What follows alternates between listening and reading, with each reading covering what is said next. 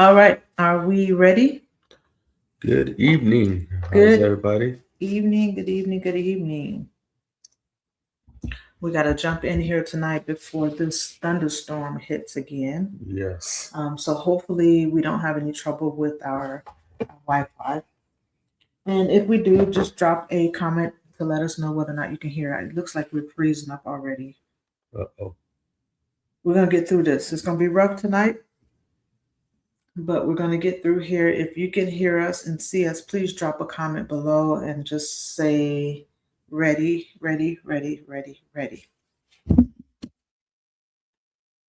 Ready, ready, ready, ready, ready, ready, ready. Okay. Are you ready? Are you ready? Are you ready? Type in the comments ready if you are ready. The thunderstorm is getting ready to gear up. You want to check the Facebook and see if we are ready? Because it doesn't look like mine is ready. It's going to be a great night.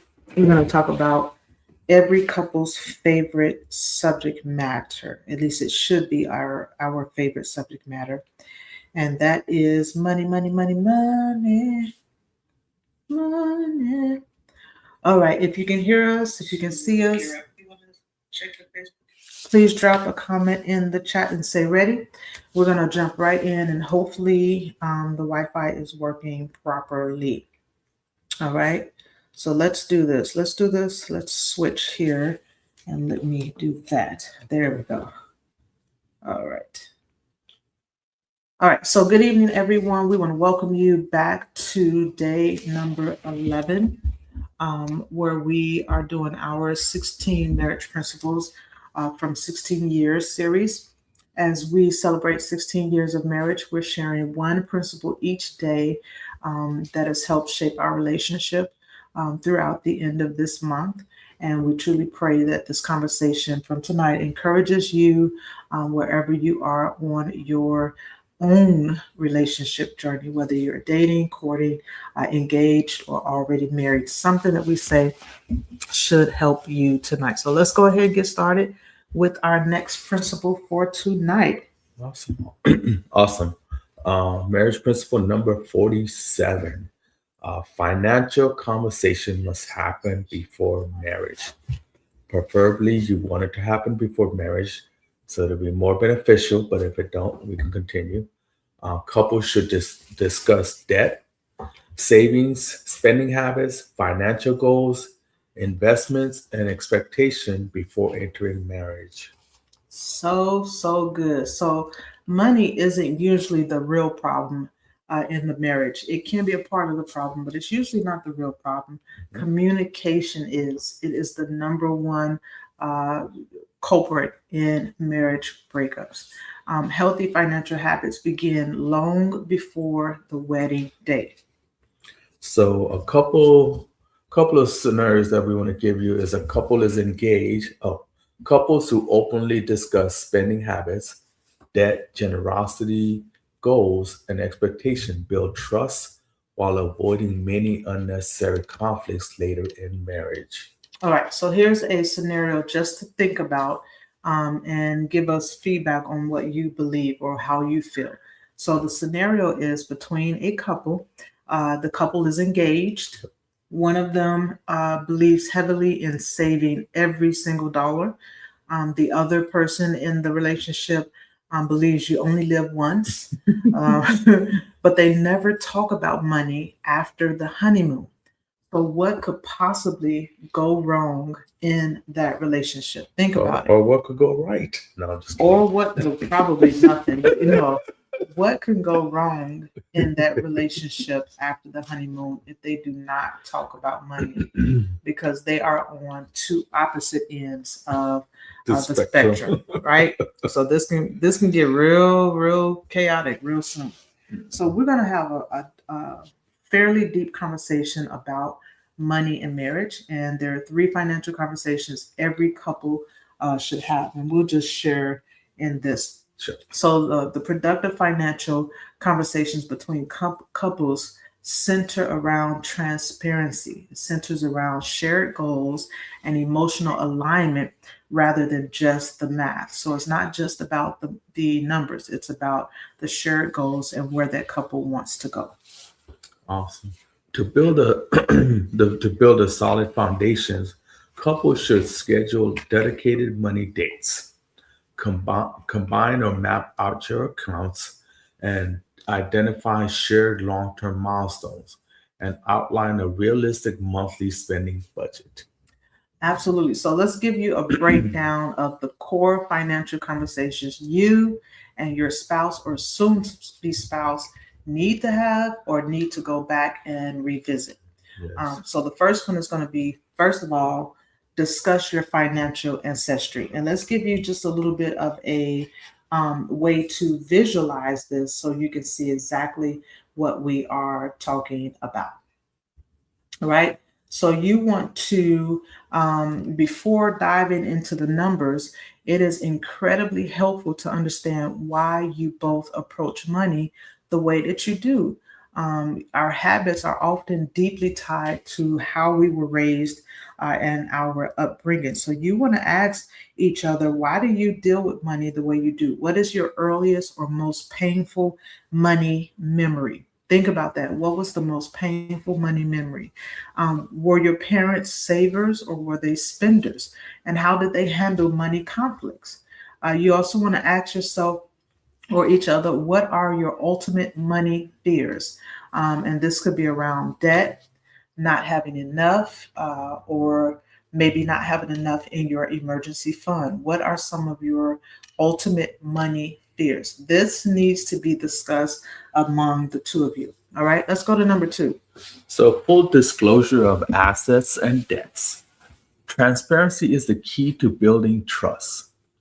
Lay all your cards on the table by sharing exact numbers. What are your current credit scores? How much debt do you each have, including student loans, credit cards, or auto loans? What assets or investments and cash reserves are you bringing into the marriage? Awesome. All right, so let's keep going to number three. And you should be, you're welcome to take a screenshot of this graphic that is up now. It is the brief of what we're discussing. So number three is account structure and responsibilities, right?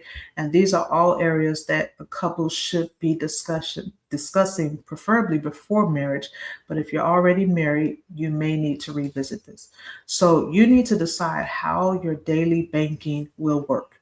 There's no simple right way to do things. There's no wrong way to do things, as long as both parties agree and feel secure, right? So whatever works for your marriage is going to be what you would want to implement. Now we have some suggestions and some opinions around that, but what works for you? So, one, are you going to use joint accounts? Will you be merging all incomes into one place to pay all shared expenses? Will there be separate accounts, keeping money separate, perhaps splitting bills based on income percentages? Will you use a hybrid model? Maybe depositing a set amount into a shared joint account for bills and keeping the rest in individual accounts for personal spending. And then division of labor. Who in the marriage will be responsible for physically sitting down and pay the bills each month?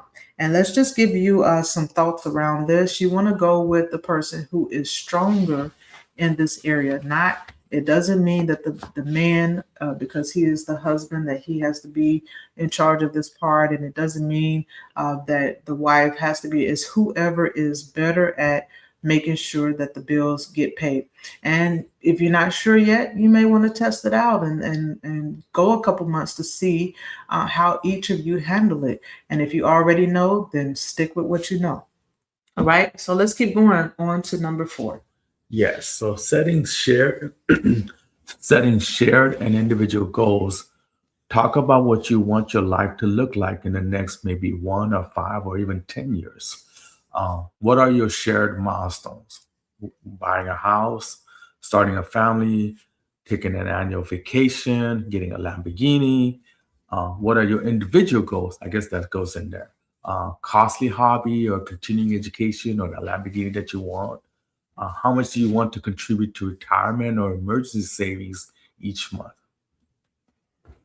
Awesome. Right. And then we come to number five, regular financial check ins. Right. And this is where those money dates. So most of us are used to having date nights. Well, now we're going to have money date nights. How fun is that going to be? Where we go over our goals, our financial goals, and everything that we have set out to do. So many couples find it useful to hold a monthly check in. It doesn't have to be an actual date, it could be a monthly meeting right at your home or somewhere on your deck, on your beach, or whatever you choose to do.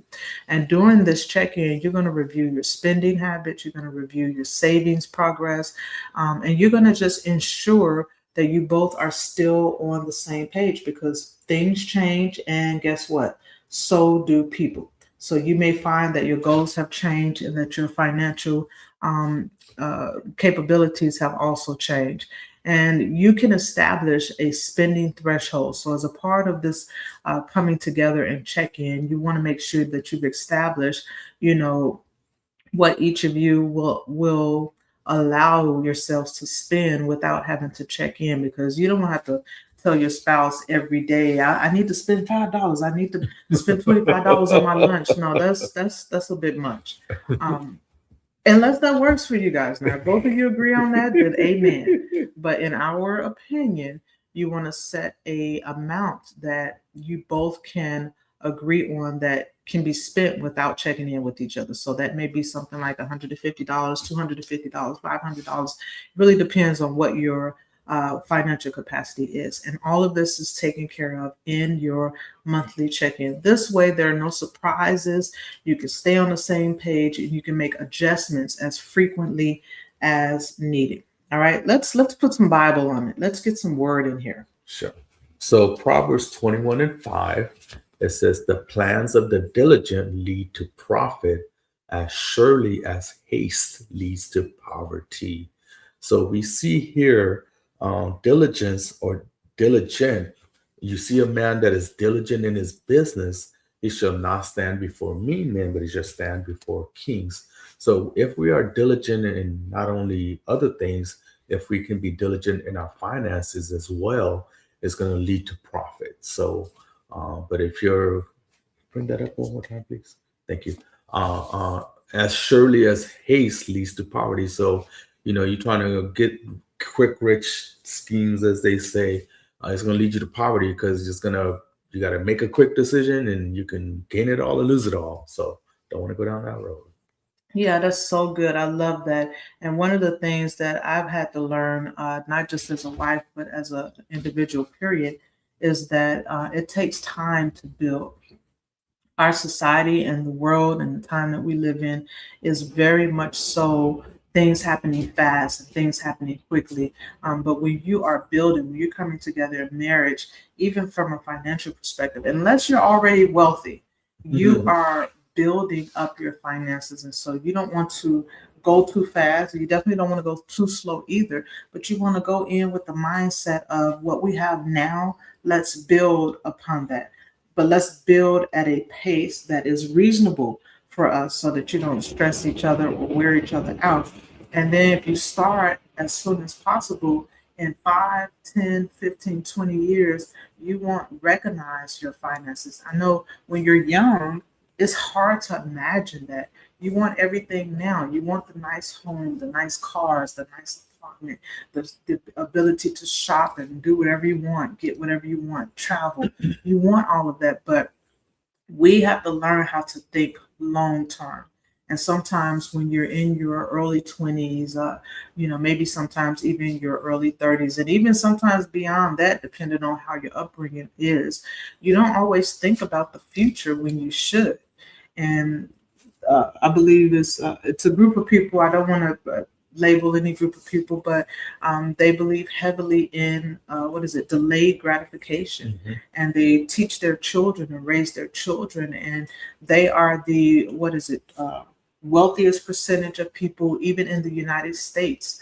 And so we have to learn as young couples that are getting married, practice and implement the concept of delayed gratification. If we spend it all now, what will you have in the future? Now, again, if you're just thinking rich and wealthy over the top, then you may have a little more wiggle room. But for those, most people that are starting out in marriage, wisdom, wisdom, be prudent, be prudent.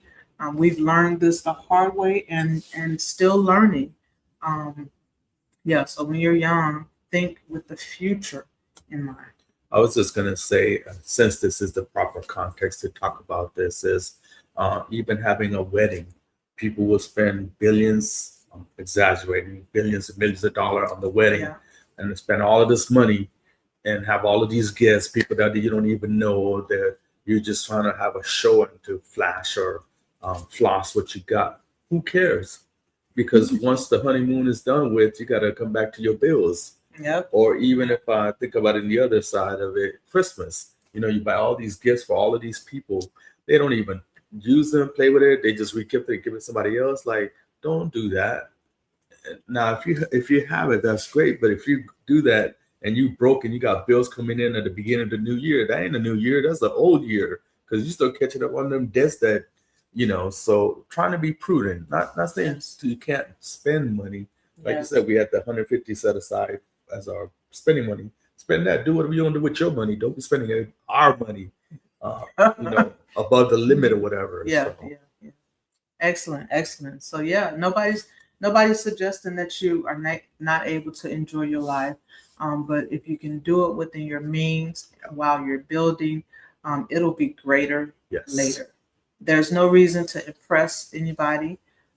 There's no reason to try to keep up, as they used to say, with the Joneses or the Nelsons or anything like that at your own steady pace. When you have sat down as a couple and determined what you want your future to look like, that is the direction you need to start building, and you got to stick to it. Because if you think about the amount of money that you can spend within a year just on frivolous stuff, and you add that up over a 10-year period, you would be surprised how much money you could have saved, but not only saved, invested to create additional income. So yeah, that's something we are becoming very passionate about, because I am quite sure that through my 20s and 30s, I have probably had millions of dollars come through these hands, whether it be at work in corporate, or just money that have come through my hands physically. And so we want to encourage, especially young couples, to sit down and have that money conversation before you say I do, right? And then once you say I do, dive deeper. All right, our time is coming to an end. Let's do a practical challenge. Okay. So, what we would like for you to do is schedule a money conversation this week, not about bills, but about your dreams, goals, and future together. Because you got to have something to shoot forward to. Jesus said, for the joy that was set before him, he despised the shame and endured the cross. So if we look at it in the same sense, we're looking about dreaming the goals and the things which we're looking forward to, that we can be able to press through the hard things, so that when we receive that, we can actually enjoy it and not have it and not enjoy it, and somebody else eats your fruit. So that's what I would say. Oh, okay. So yeah. So please, that's our heart and our desire, is to be able to, as they say, redeem ourselves. You know, when you're younger, you make mistakes, or you didn't learn some things, and you learn afterwards. And our hearts and our desire is to make sure that the next generation that are coming up, learning from us, that you don't make the same mistakes, or you make different mistakes. Not that we want you to make mistakes, but we would be so happy with glee to see you succeed, go further up the road. And money would not be one of those things that you would have to definitely challenge you with. So our heart is to, you are in for a treat. All right, all right. It What just up? it Put just back got there. real serious. All right.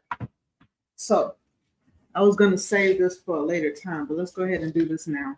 Okay. I'll bring it a little closer to the camera if I can. Just the lighting, you might be able to see. Let's just see. Let's see if we can get this.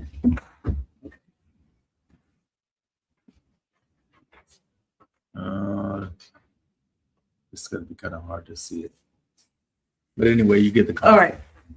So the concept is, in your marriage, in every area of your life, really, but definitely in your marriage, you want to have a marriage vision, and we have a covenant and declaration. And so I'm actually going to read a couple clauses. As you can see, it's quite a bit, but I'll read a couple clauses from our marriage vision and covenant and declaration. And it touches on our goals and our vision for finances and so forth. All right. So let's just share. How about we do this? How about you start at the top? Okay. Unless the Lord builds the house, they labor in vain who build it. Psalms 127 and 1. Oh, we, Kanish and Tanisha J.L. Patel, declare with bold agreement the vision for our marriage, our ministry, our business, and our legacy. Our marriage is God ordained, purpose driven, and divinely aligned. We are joined by the sovereign wisdom of God, who knits us together to fulfill assignments that neither of us could accomplish alone. And then I'm going to drop down here where it goes into the section on ministry, business, and record breaking impact. All right. And you're welcome to use this. This was strictly written by us for us, but you're welcome to adopt it as a part of your own as well. But we declare, or rather, we declare that we build a successful ministry and business together, marked by integrity, excellence, and supernatural increase. Our programs, memberships, and online courses hit record sales numbers and beyond. Growth is steady, systems are efficient, favor surrounds us. Our work impacts lives across nations. Books, manuals, and teaching resources flow from us with ease. Writing is anointed, publishing doors open effortlessly, and our words are received, distributed, and multiplied globally. We declare that we travel the world with purpose and joy, fully resourced, divinely protected, and well supported. Provision meets us wherever we go. We live a life debt free, uh, owing no one anything except love. God entrusts us with wealth because he can trust our hearts and stewardship. All right. We'll skip down to, actually, we'll stop there. Yeah. And if you guys are interested in, maybe we can get a copy of this to you if you'd like to see more or hear more. Drop a comment below and let us know what you think about today's lesson on having the conversations on finance before you say I do. So that's what we have. That thank you for joining us for day number 11 of our 16 marriage principles from 16 years series. We hope that tonight's conversation encouraged you, gives you some inspiration and even motivation to keep on building. Just let us end this by saying there is nothing that you could be going through in your marriage that cannot be fixed when you both trust in God. So keep building, keep going. Join us again tomorrow night as we continue sharing another principle that has helped to shape our relationship in marriage over the past 16 years. And you have a blessed evening. Yes.